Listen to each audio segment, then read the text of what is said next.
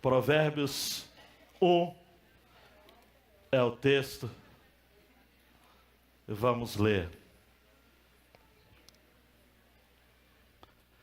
Desafio, amados, gostoso, começar a refletir no livro de Provérbios. Obviamente, nós vamos trabalhar apenas uma parte do livro nesse tempo, que será justamente dos capítulos 1 a 9, que podem ser sintetizados no tema discursos sobre a sabedoria.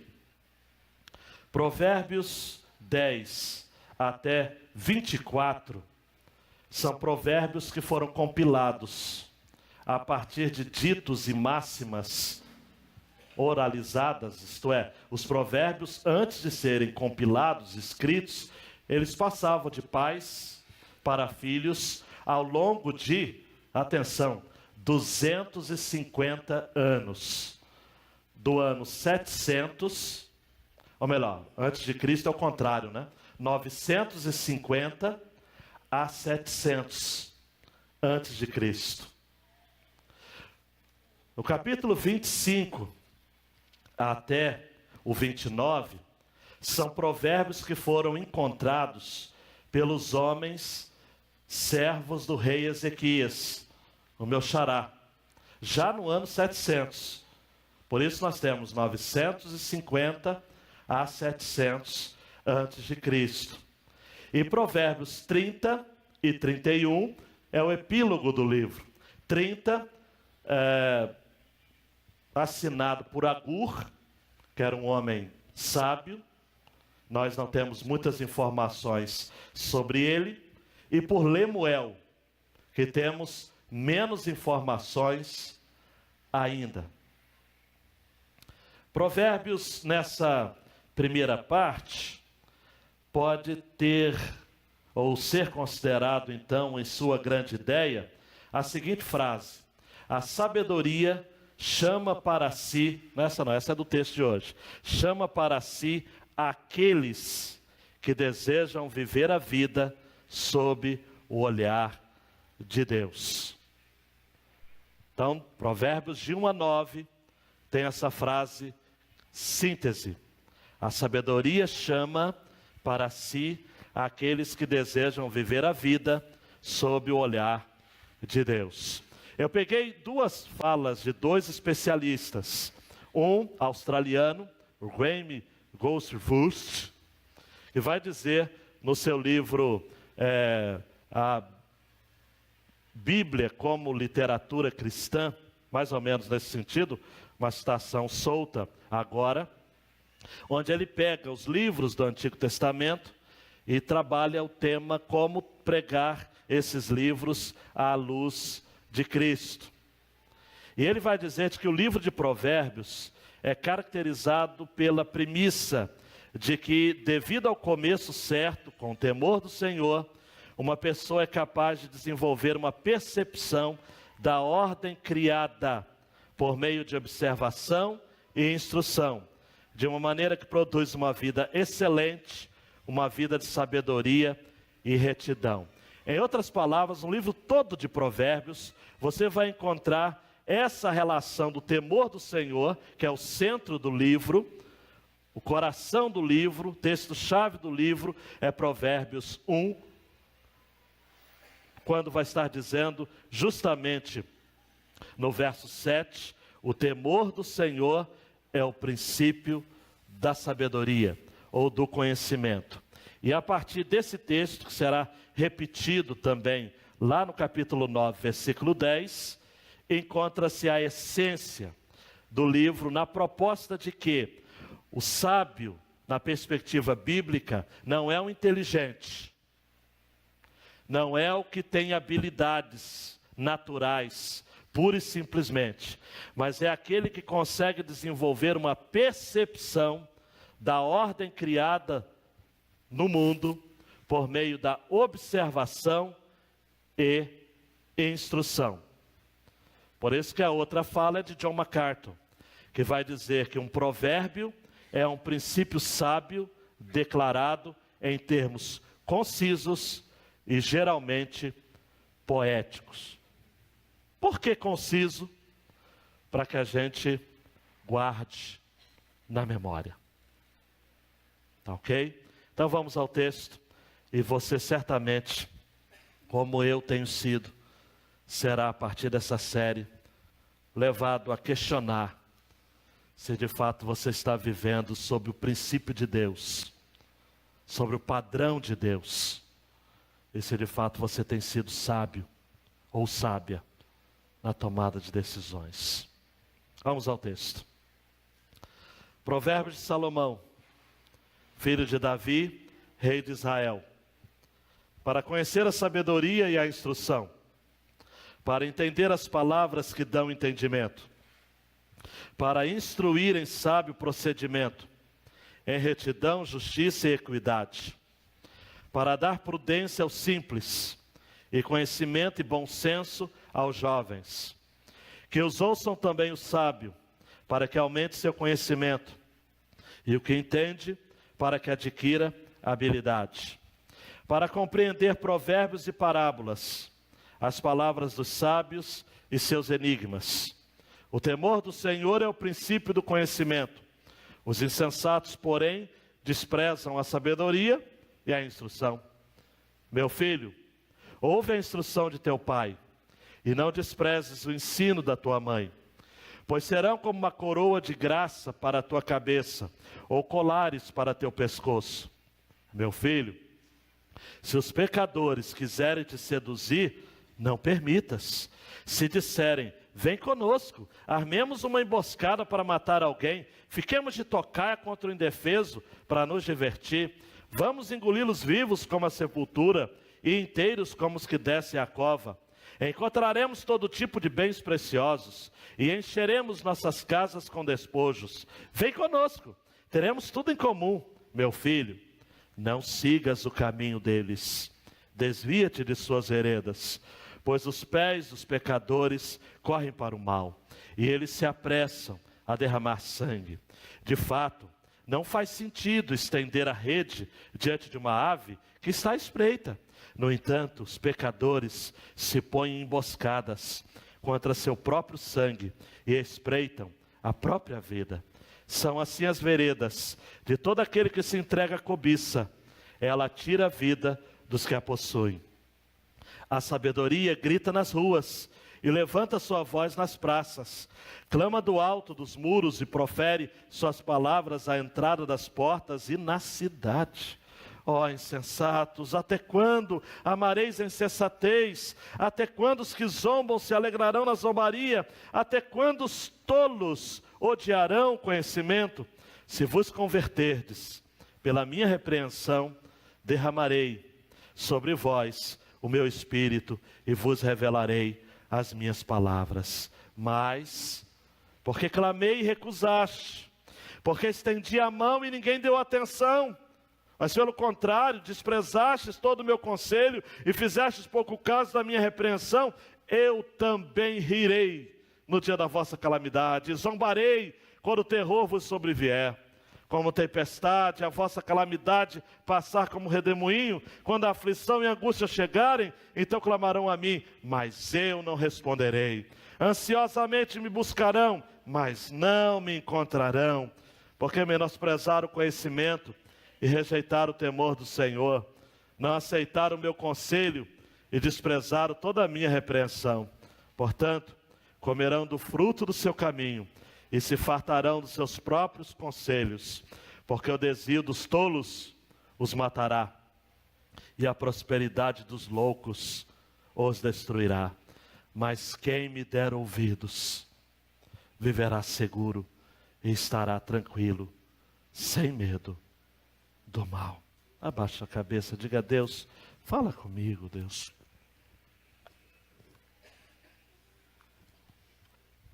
Ó Deus, fala a tua igreja, Pai, no nome de Jesus.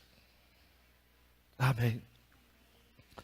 O falecido pastor pentecostal americano chamado David Wilkerson fez um excelente ministério sobretudo de resgate a vidas vitimadas pela dependência química. É autor do livro Foge, Nick Foge, A Cruz e o Punhal. Desenvolveu um ministério realmente fantástico no centro nervoso americano, na Times Square. Acompanhei um pouco do seu ministério, a despeito de nossas diferenças em termos de perspectivas teológicas. Mas o que me encantava no David Wilkerson era a autoridade que ele tinha de denunciar elementos da nossa cultura. Certa feita eu li um sermão dele que ele dizia o seguinte: a grande dificuldade que as pessoas têm de ouvir a voz de Deus é que elas estão absortas, confusas, ouvindo outras vozes. Um dos grandes desafios, amados, da vida é ouvir a voz de Deus. É observar as suas orientações.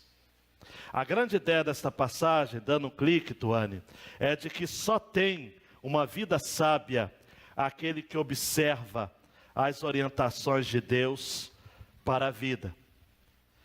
Eu não quero dar nenhum spoiler, mas eu preciso adiantar.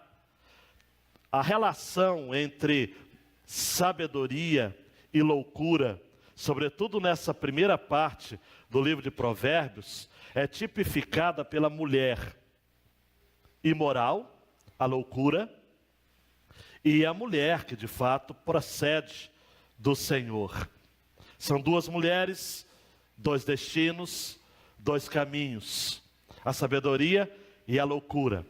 A lógica deste livro, principalmente nesse primeiro capítulo, que é um capítulo introdutório, é o mesmo do capítulo introdutório do livro de Salmos.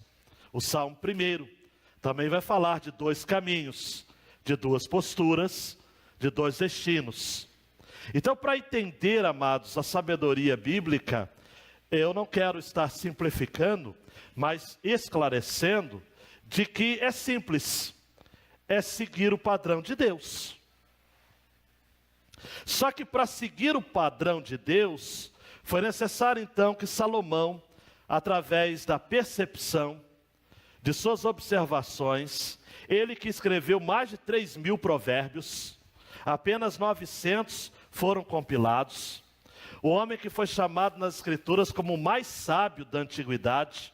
Mais do que isso, há um texto de Reis que vai dizer que não houve nem antes, nem durante, nem depois dele, outro homem mais sábio do que o próprio Salomão.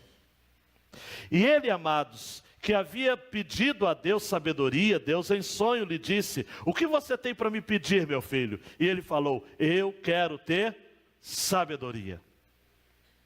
Então, sabedoria na Bíblia, amados, é diferente da sabedoria grega, da palavra sofia. E até nós temos algumas menininhas aqui com este nome. Porque a sabedoria grega, ela é fruto de especulação e reflexão. A sabedoria hebraica, ela é fruto de percepção e de experiência. Repita comigo: experiência. Experiência. É sabedoria, é conhecimento aplicado. Aplicado. Salomão, durante toda a sua vida,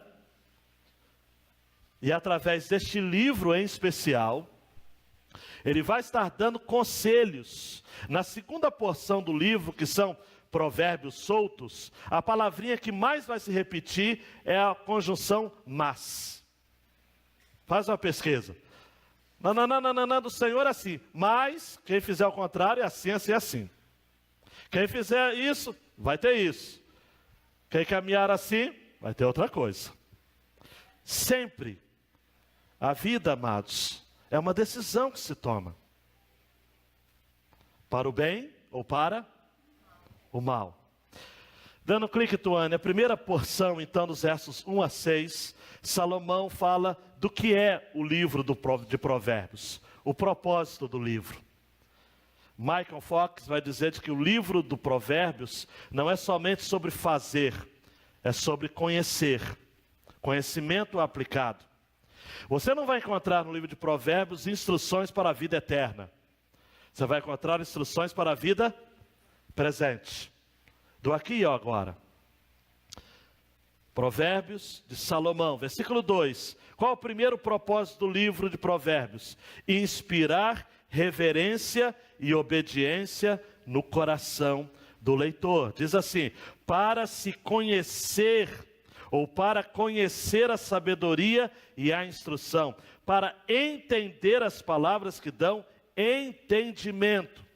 A Revista Corrigida traduz assim: para se conhecer a sabedoria e a instrução. O que é a instrução nesse texto? É a disciplina, a correção, para se entender as palavras da prudência. No original, amados, conhecer a sabedoria é colocar a instrução em prática. Porque no pensamento hebraico, saber o que se deve fazer e não fazer tem nome: tolice. Saber o que se deve fazer e não fazer é tolice.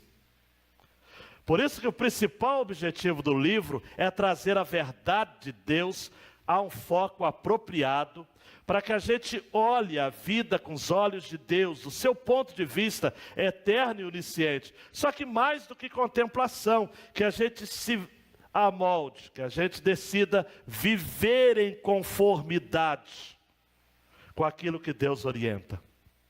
Isso significa conhecer a sabedoria e a instrução, entender as palavras que dão entendimento. Então os verbos são conhecer e entender. E isso tem a ver com instrução colocada em prática. O segundo propósito é ensinar discernimento. Versículo 2.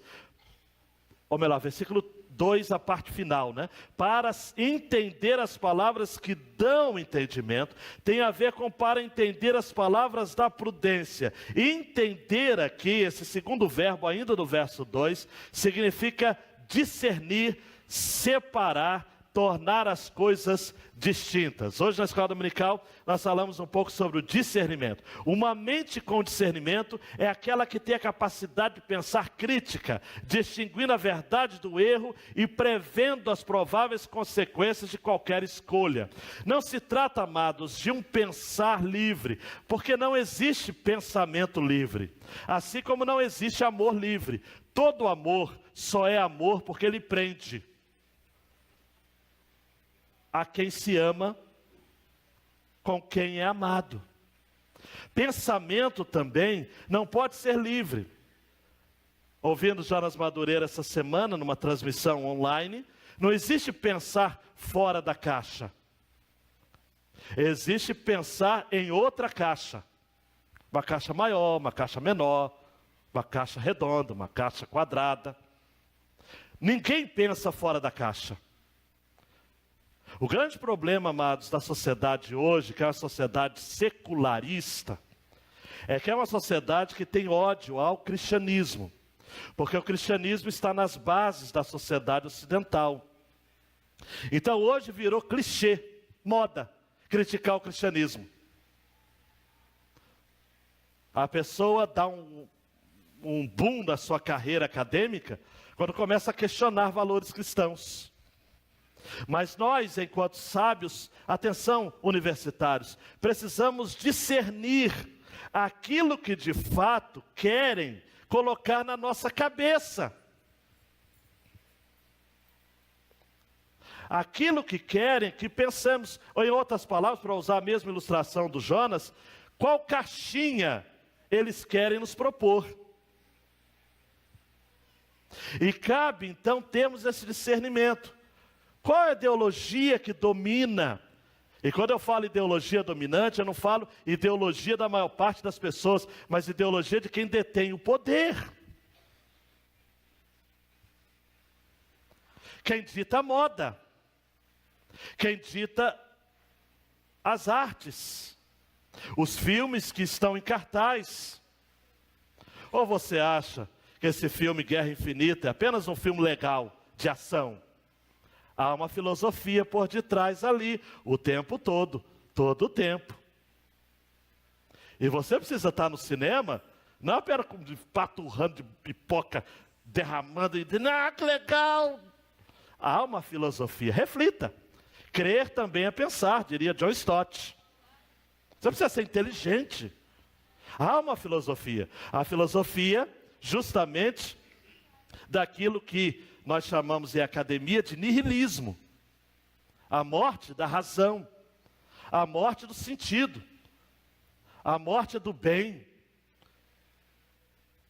A morte daquilo que é dádiva. A morte de Deus. Então nós precisamos, moçada, e homens e mulheres aqui, que os pais precisam aprender também, para não ficar falando com o filho besteira. Hoje os nossos garotos, amados, querem discutir com a gente. Não estuda não para ver, vai ficar para trás, coroa. Eles vão chegar e vão falar, mas essa é a filosofia tal, eu aprendi na faculdade, o professor falou tal. Você vai falar, é mesmo, eu vou pesquisar. Mas não vai no Google, pesquisa no livro, vai na biblioteca, leia, estuda. Leia a Bíblia. Tem pai, amados, que fica quase com sentimento de culpa. Ele chega assim, pastor, quando a minha filha pergunta alguma coisa, eu só leio a Bíblia para ela. Você acha pouco? Só que precisa ler a Bíblia com prudência, com perspicuidade, com critério de algo apropriado, prático, com discernimento. O livro de Provérbios também veio para desenvolver a vigilância no caminhar, para instruir em sábio procedimento. Repita comigo, sábio procedimento. Guarda essa palavra. Em retidão, justiça e equidade. A palavra original aqui para receber ou para instruir transmite a ideia de levar algo com você, de ser vigilante na jornada da vida. É entender que nós passamos para as gerações futuras muito daquilo que a gente aprendeu, de carga, de experiências. E se a gente quer passar para as próximas gerações, para os nossos filhos, valores de Deus, nós também precisamos buscar lá atrás, o vovô, a vovó. Essa semana eu visitei o irmão Orlando junto com a Débora. Está vivendo um momento difícil, você sabe. E aí durante a visita ele falou assim, pastor, minha mãe sempre dizia quando recebia uma notícia de alguém que estava com câncer, antigamente se dizia assim, até hoje se usa esse termo, né? Fulano de tal está desenganado. Quantos já ouviram essa expressão? Desenganado. E a minha mãe sempre dizia, pastor, desenganado pelos homens, mas Deus ainda não terminou. Ainda não deu a sua opinião. O irmão Orlando falou bem emocionado, né? Até hoje eu ouço a voz da minha mãe falando isso. Isso é receber instrução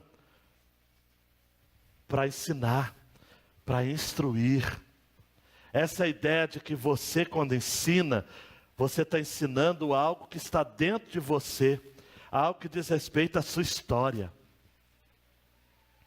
Então nós precisamos, amados, resgatar. E quem aqui foi criado em lar evangélico é um privilegiado. Pastor, mas é católico, não importa. Trouxe alguns princípios. E são princípios de sabedoria, que estando de acordo com a palavra de Deus, você deve levar avante.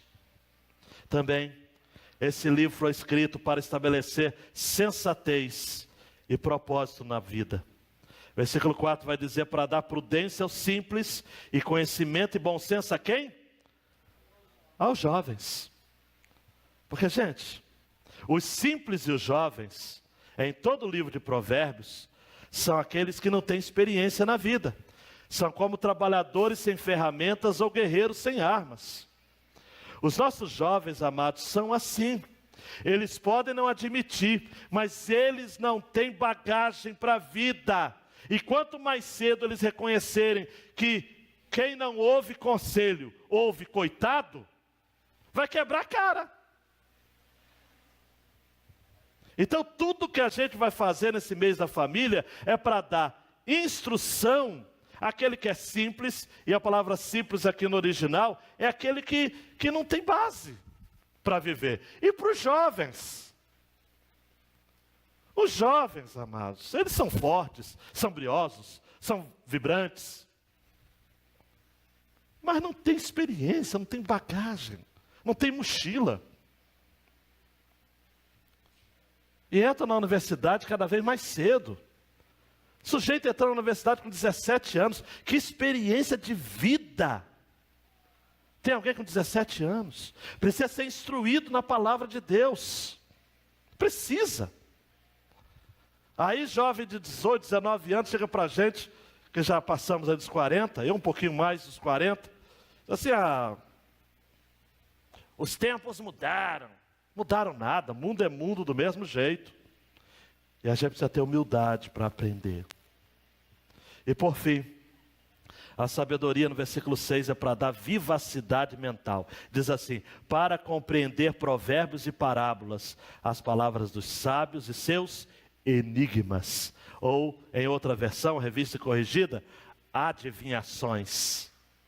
Gente, a sabedoria divina, bíblica, é para dar à sua mente, à minha mente, uma lâmina afiada. Os provérbios são como a pedra dura, prepara as nossas mentes para fatiar camadas de falsidade, até chegar ao núcleo da verdade.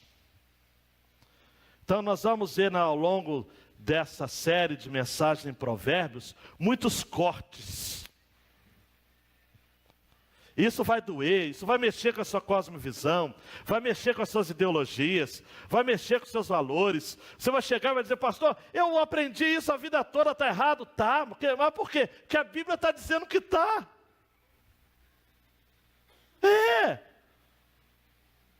Nós vamos ter uma mensagem aqui que vai dizer, vai ter o seguinte tema: mulher casada para mim é homem. Porque a Bíblia diz que se você cair no encanto de uma mulher casada, o seu destino será a morte. Vai ter uma mensagem também com o ditado que eu citei antes: quem não ouve conselho, ouve coitado. Um comentarista, Longman, vai dizer: pessoas sábias não somente sabem interpretar palavras numa página, ou palavras faladas por outras pessoas, sabem interpretar as próprias pessoas, e mais amplamente a situação em que elas se encontram.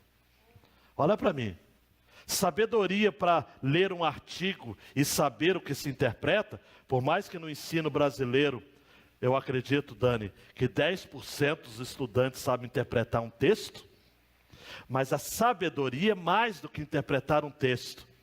A sabedoria é interpretar pessoas e contextos. Conversei hoje com o Gabriel e José, informalmente, né? Culturas, até mesmo culturas regionais, histórias de família. Vai entender por que é assim? Por que o mundo é assim? Tony, dê um clique aí, por favor. Por isso que Provérbios é uma conversa de pai para filho. E 7 a 19, por 3 vezes, vai ter a expressão: meu filho, meu filho, meu filho. Versículo 7 é o chave: o temor do Senhor é o princípio do conhecimento. Os insensatos, porém, desprezam a sabedoria e a instrução. Repare que sabedoria e instrução está no versículo 2, com o propósito primeiro do livro. E no versículo 7 já diz que os insensatos... Quem é o insensato, amados? O insensato é o louco. Me perdoe a expressão. É o idiota. É o briguento. É o licencioso. Palavras minhas e não Senhor. É o de estupim curto. É o irritadinho, que fica zombando, que não aceita que tem culpa. Tem gente, amado, você fala, você está errado. Ele, não, errado nada. Calma, eu só estou falando que tem um outro jeito, é um insensato. Não admite, não quer crescer. Temor ao Senhor significa essencialmente se submeter à sua vontade revelada. Temor é respeito. Respeito. Por 3 vezes encontra o vocativo meu filho, versículo 8, versículo 10 e versículo 15. Então tudo isso, amados, é um contexto de ensino corretivo por parte do pai. Meu filho, 8.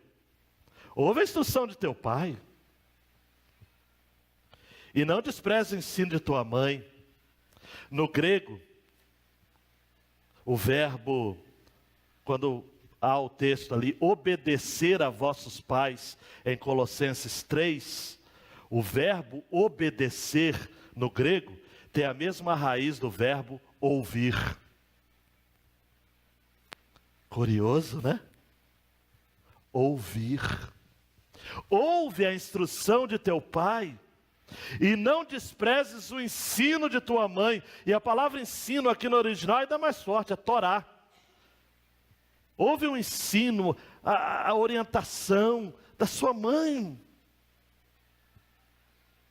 Meu filho, pois serão como uma coroa de graça para a tua cabeça, colares para o teu pescoço, vai enfeitar a sua vida, vai encher a sua cabeça de glória, de graça, você vai ser honrado. Coisa maravilhosa, amados. Ouve. Eu acredito, amados, que a maioria dos pais e mães que estão aqui poderiam sintetizar tudo que tem falado aos seus filhos com este verbo, ouve. Meu filho, versículo 9, se os pecadores quiserem te seduzir, não permitas.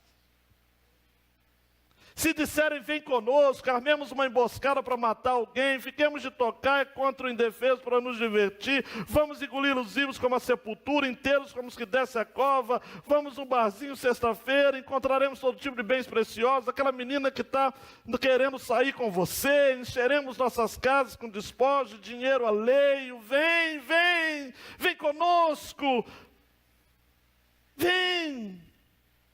Os pecadores vão querer te seduzir, meu jovem. A segunda etapa, amados, o pai diz assim, meu filho, não ceda aos conselhos dos ímpios. Salmo 1, purinho, né? Quem souber, repita comigo. Bem-aventurado o homem que não anda segundo o conselho dos ímpios, nem se detém no caminho dos pecadores, nem se assenta na roda dos escarnecedores. Esse é o desejo dos pais, que seus filhos ouçam a eles e não aos pecadores sedutores. O sábio Salomão está falando de propostas sedutoras, de diversões, sem qualquer freio moral ou ético. Gente, amados, que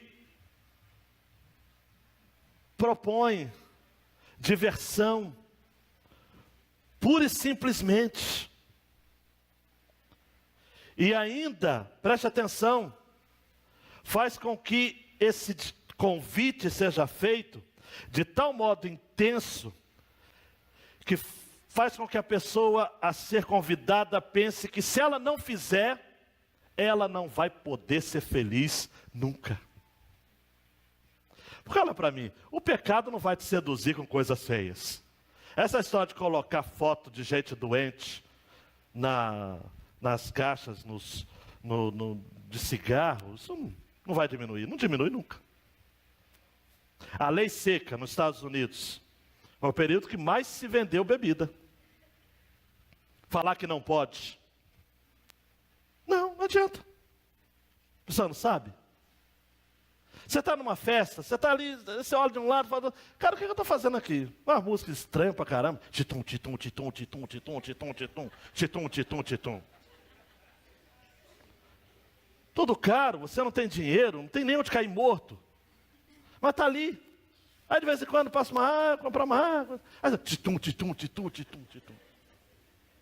Aí alguém faz uma proposta, vem cá, vamos fazer uma bagunça? Já é, cara, onde é? Vamos zoar. Aí depois você fala assim, meu Deus, por que eu fiz isso? Olha, gente, vocês se lembram que em Brasília, há algum tempo atrás, teve um grupo de jovens que atearam fogo no índio Pataxó, o Galdino. Jovens de classe média, amados, filho de bambãs. Aí perguntaram para o infeliz daquele, por que você fez isso? A gente achou que era divertido. Gente que perde, amado. Por quê? Porque foi seduzido. Foi seduzido. Quando o jovem é seduzido, ele perde noção. Ele é levado. Levado. O sábio fala isso. E ele diz além, olha, versículo 15, meu filho, não sigas o caminho deles. Desvia-te das tuas veredas, pois os pés dos pecadores correm para o mal, se apressa a derramar sangue. De fato, não faz sentido estender a rede diante de uma ave que está espreita. No entanto, os pecadores se põem emboscadas contra o seu próprio sangue, espreita a própria vida. São assim as veredas de todos aqueles que se entregam, que é cobiça. Ela tira a vida dos que a possuem, amados, mata, o pecado mata. O salário do pecado, Romanos 6:23, é a morte.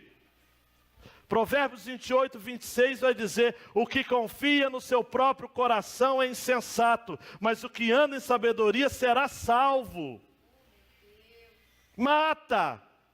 Quando você acordar, vai ser tarde demais. Tem gente jovem tirando cadeia, amados, por um ato impensado. Não é muito, é pouco não, é muito. Ainda mais se for pobre, preto e nordestino. Vai para a cadeia mesmo. É o Brasil que a gente vive. Então você precisa acordar agora. Não vá, meu filho. Um dia eu ouvi a história de uma mãe que falou, meu filho, não vá para a rua, meu filho, não vá. Eu estou sentindo alguma coisa, meu filho, não vá para a rua. E ele foi. E morreu.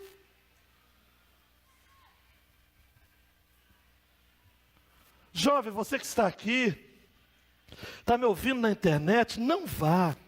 Não siga o caminho dos ímpios, porque são assim as veredas de todo aquele que se entrega à cobiça. Versículo 19, o que é cobiça? É querer ter o que você não pode ter.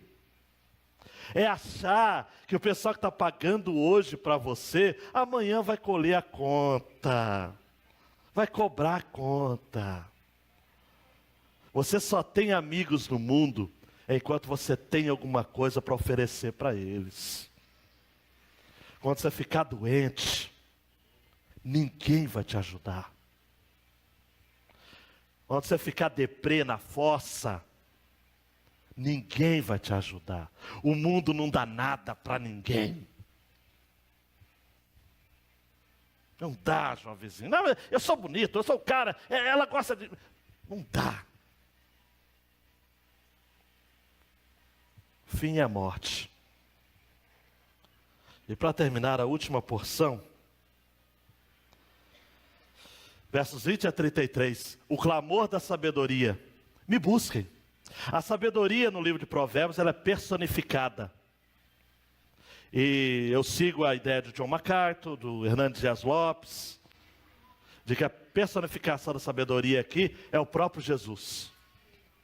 Ah, pastor, mas o senhor está só citando esses caras? Ah, por quê? Colossenses 2:3 vai dizer que em Cristo estão os tesouros da sabedoria. Tá bom para você? Ah, pastor, pouco ainda. 1 Coríntios 1:24 vai chamar Deus de Jesus de sabedoria de Deus. Tá bom para você? Já tá. A sabedoria clama. E eu gosto muito, amados, o versículo 20 que diz, a sabedoria grita nas ruas e levanta sua voz nas praças. O verbo aqui gritar no original não é apenas falar, é gritar em voz alta, sim. O contexto é urbano, nas ruas e nas praças. Salomão foi um rei cujo período de governo, ampliou a capital, aterrou a área que circundava a Jerusalém, construiu um palácio mais amplo, isolou o palácio da cidade, assentou sobre a colina de um novo templo, contínuo ao palácio, enfim, foi um rei formidável, urbano. Se existia um cara que era urbano, era Salomão. Salomão nunca pegou na espada para guerrear contra ninguém. Fazer igual Davi? Não, Salomão era um homem pacífico. O próprio nome Salomão no hebraico vem de Shalom. É o pacífico, é o quietinho. Era um empreendedor, um administrador. O tom é clamor. Clama do alto dos muros, profere suas palavras à entrada das portas na cidade. Ó insensatos, até quando amareis a insensatez? Até quando os que zombam se alegrarão na zombaria? Até quando os tolos odiarão conhecimento? Se vos converterdes pela minha repreensão, derramarei sobre vós o meu espírito, vos revelarei as minhas palavras. A Bíblia de Jerusalém vai dar o título dessa porção de discurso aos indiferentes. Sabe por quê? Porque no tempo de Salomão era assim, e no nosso tempo também. Os insensatos, que são a grande maioria, olha para mim, são a grande maioria, não estão nem aí para a sabedoria. E a sabedoria clama, preste atenção, a sabedoria grita nas praças, nas ruas. Aí versículo 24 diz: mas porque clamei e recusaste, porque estendi a mão e ninguém deu atenção, mas pelo contrário desprezastes todo o meu conselho e fizeste pouco caso da minha repreensão, eu também rirei. No dia da vossa calamidade, zombarei quando o terror vos sobrevir, como tempestade a vossa calamidade passar como redemoinho, quando a aflição e a angústia chegarem, então clamarão a mim, mas eu não responderei. Ansiosamente me buscarão, mas não me encontrarão. Porque menosprezaram o conhecimento, rejeitaram o temor do Senhor, não aceitaram o meu conselho, desprezaram a minha repreensão. Portanto comerão do fruto do seu caminho, se fartarão dos seus próprios conselhos. Porque o desvio dos tolos os matará, e a prosperidade dos loucos os destruirá. Gente, chega uma hora, olha para mim, que até Deus perde a paciência. Mas eu estou clamando, e nada. Deus aqui está repreendendo através da sabedoria. Quem não estiver sujeito a viver uma vida cujos caminhos de vida vão ser alterados, jamais chegará a ser sábio. Sabedoria significa ser hábil, bem-sucedido nos relacionamentos e responsabilidades. Mas para isso, Roy Zuck vai dizer, tem que observar e seguir os princípios da ordem do Criador no universo, Deus. A sabedoria personificada aqui está dizendo, vocês não querem nada? Pois no dia da calamidade eu vou rir de vocês. Eu vou rir de vocês. Salmo 2, 2-4 também vai dizer isso. Os reis da terra se levantam, os governos consultam juntamente contra o Senhor e contra o seu ungido, dizendo, rompamos as suas ataduras, sacudamos de nós as suas cordas. Presta atenção, aquele que habita nos céus se rirá, o Senhor zombará deles. Olha para mim, a imagem é forte, mas diz o seguinte, Deus está chamando, tá ou não está? Aqui dentro e lá fora também, não se preocupa não. Deus está chamando, e o tiro foi de propósito. Deus está chamando, a pessoa não quer, Deus de cima diz, eu vou rir. No dia da calamidade, eu vou rir.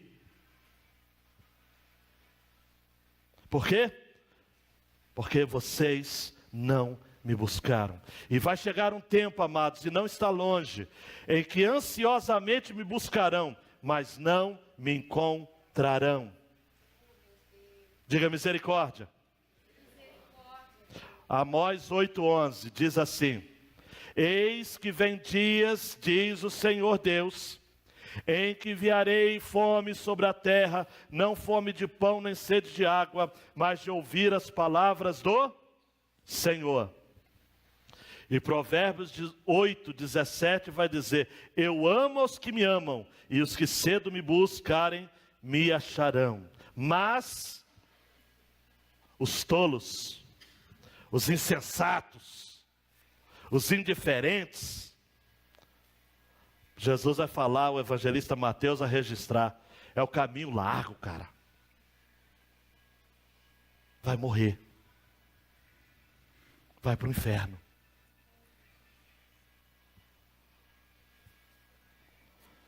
Mas há uma nota de esperança. Ei, pastor, alivia aí. 33. Mas quem me der ouvidos, viverá seguro e estará tranquilo, sem medo do mal. Você pode dizer amém? Quem me der ouvidos, viverá seguro. Gente, mesmo morando no Belém, no Areal,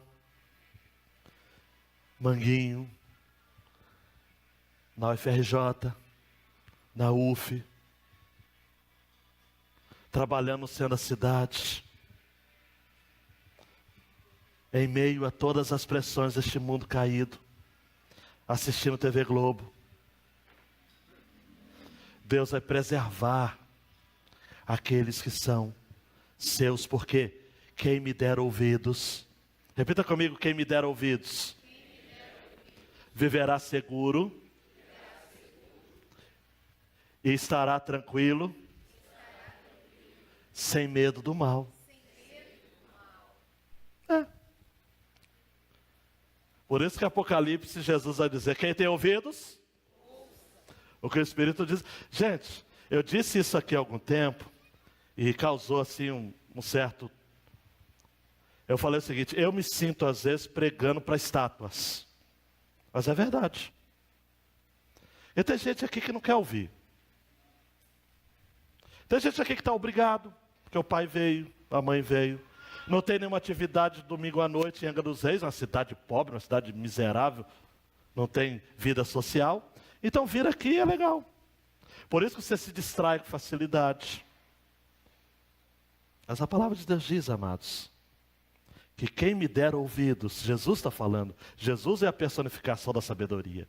Quem me der ouvidos viverá seguro e estará tranquilo, sem medo do mal.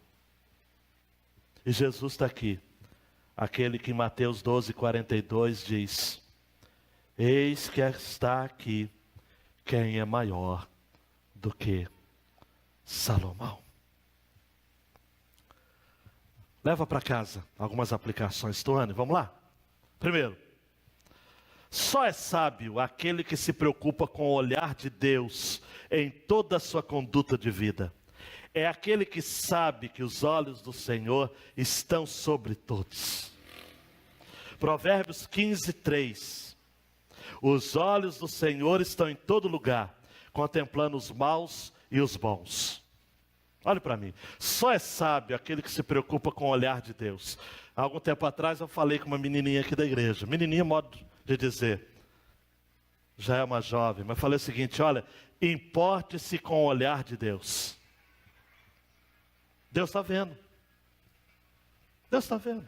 Viver uma vida sábia, amados, é se preocupar o que que Deus acha. Não é o que a sociedade acha. Pá. Você vai sofrer bullying por ser cristão, mas isso vai sofrer mesmo. Vai orar antes de comer, todo mundo vai dizer, vão roubar seu lanche, mas você está ali. As pessoas vão dizer, você acredita nesse negócio de Deus, cara? Que coisa mais demodê? Não, eu creio. Eu creio. Você é cristão? Só. Porque o que importa é o olhar do Senhor. Ele está vendo. Olha para mim, Deus está vendo. Tome decisões preocupados com o olhar de Deus. Preocupado com o olhar de Deus. Não com o olhar dos homens. Deus está vendo. Segunda aplicação.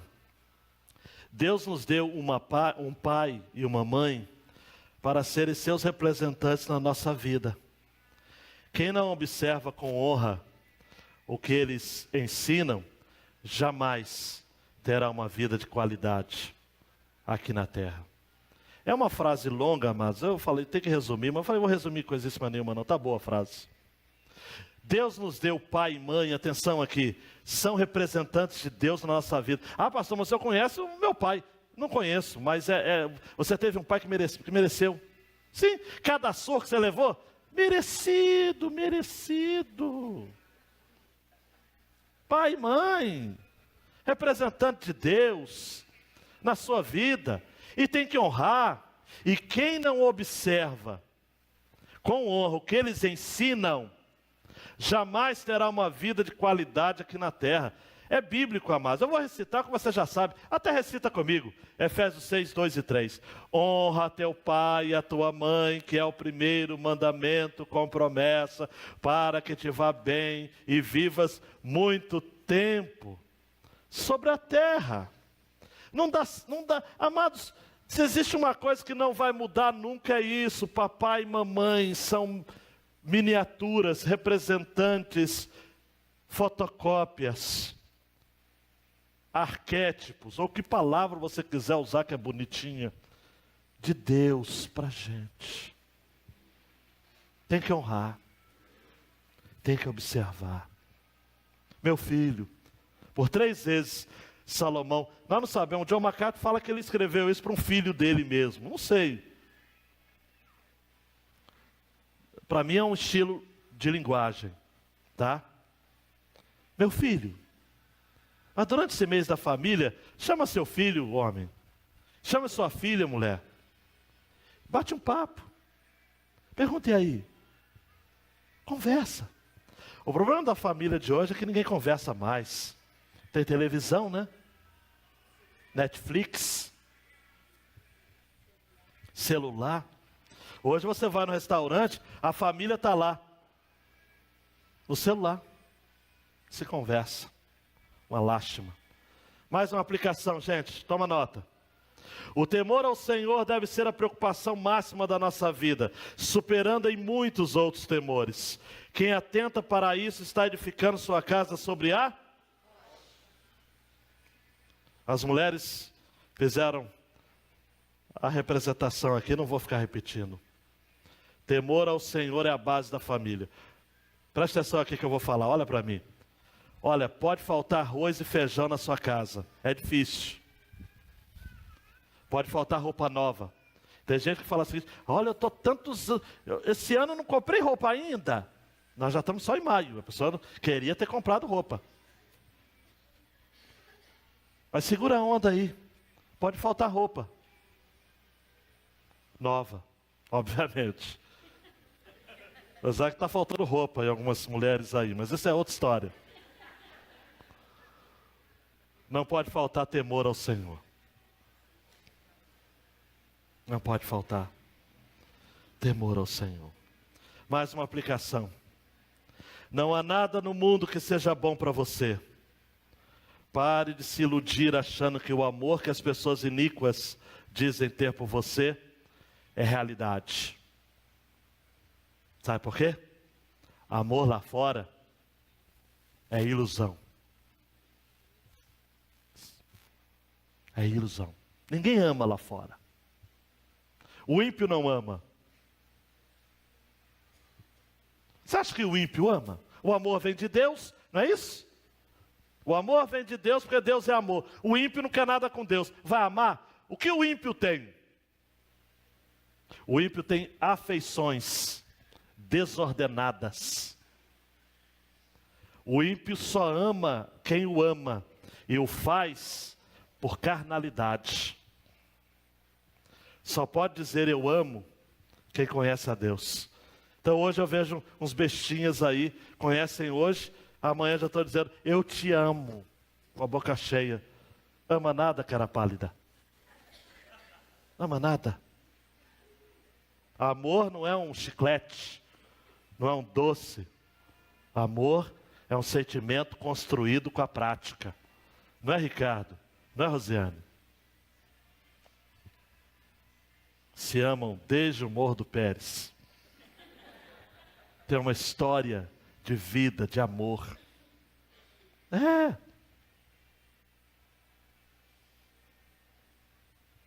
Amor é construção, é processo, é vida com Deus. Por isso que ninguém casa amando. Todo mundo casa apaixonado. O amor vem com o tempo. Também se você amasse, talvez você não casaria, né? Brincadeira. O que faz você casar é o desejo de ter aquela pessoa para você por toda a vida. Né, Alexandre? Mas o amor é o processo legal. É o dia a dia. É a renúncia. É a troca. É as noites mal dormidas. É a doação.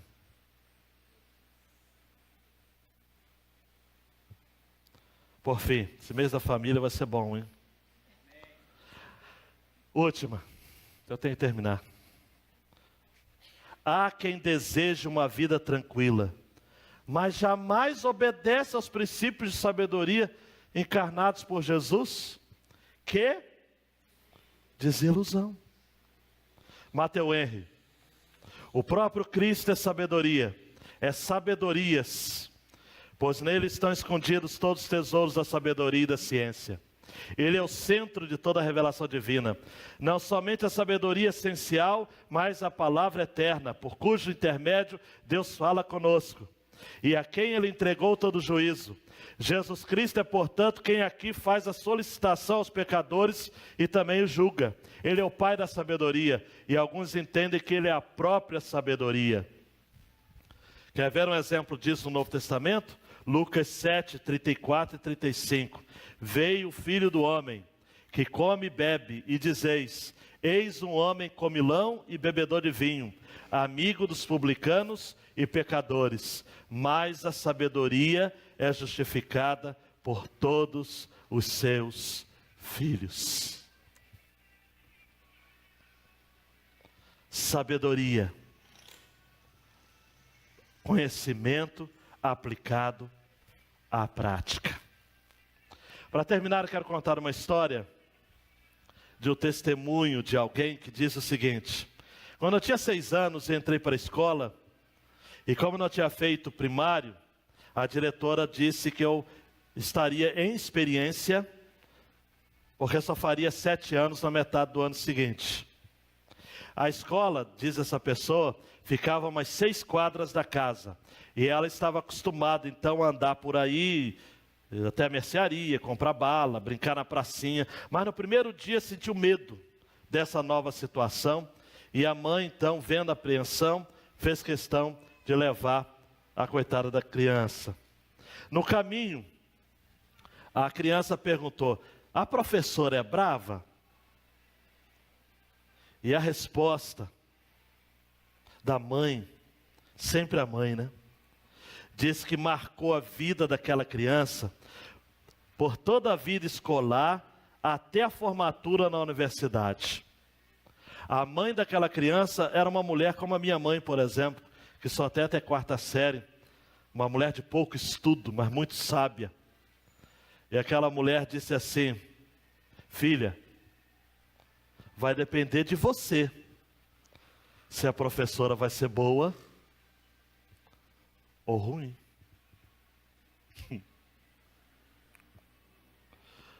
Ah, pastor, mas isso está na Bíblia? Tá. Colossenses 4, 5 e 6. Andai com sabedoria para os que estão de fora, remindo o tempo. A vossa palavra seja sempre agradável, temperada com sal, para que saibais como vos convém responder a cada um. Mulher, meu marido é muito bravo, grosseiro. Fale com carinho com ele. Vice-versa. Filho, fale com carinho, com educação. Está havendo uma discussão? Fala mais baixo, que aí o outro vai ficar sem graça, ficar gritando, vai diminuir o tom. Quer que os outros lhe tratem bem? Trate os outros bem. Ah, pastor, funciona? Faz o teste. Começa hoje. Seu pai é chato? Trata ele bem. Nenhum pai fica chato se o filho só trata ele bem, cara. Só se ele for um idiota, um louco, um lunático. Tem alguns, mas são raros. A maioria, em sendo tratado bem, vai tratar bem. Andai com sabedoria para os que estão de fora. Abaixa a cabeça, meu querido e minha querida. São tantos princípios ricos. Tantos. Só tem uma vida sábia aquele que observa as orientações de Deus para a vida.